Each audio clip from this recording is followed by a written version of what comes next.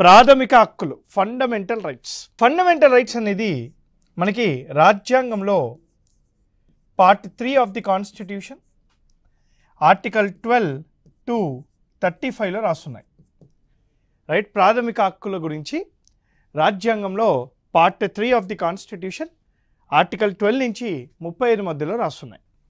Fundamental rights are inspired from US constitution. US కాన్స్టిట్యూషన్లో ఈ హక్కులని బిల్ ఆఫ్ రైట్స్గా అంటారు. These are called bill of rights.